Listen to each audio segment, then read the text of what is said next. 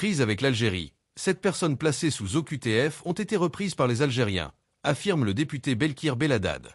Après plusieurs mois de blocage, l'Algérie a commencé à reprendre des ressortissants placés sous obligation de quitter le territoire français, OQTF, dont 7 cas ont déjà été réglés.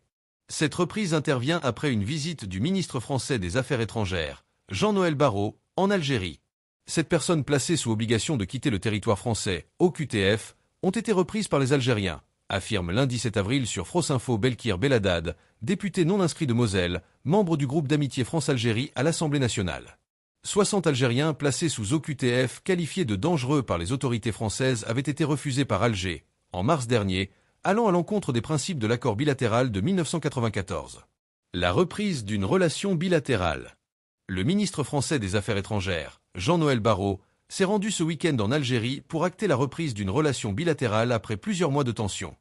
La France souhaite tourner la page des tensions actuelles, a déclaré le ministre français dimanche. Il y en a déjà 7 OQTF qui sont concernés.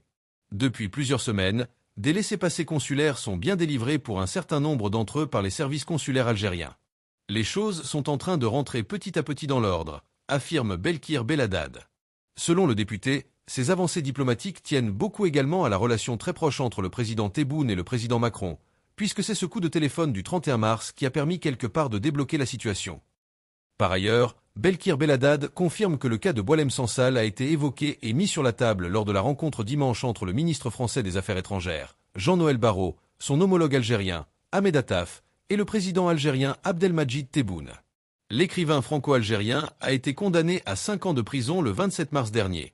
La reprise du dialogue peut aider à sa libération, dit le député. La diplomatie est l'art du possible. C'est la seule voie possible pour faire en sorte que cette escalade s'arrête. On en prend petit à petit le chemin. C'est une étape extrêmement importante, assure-t-il.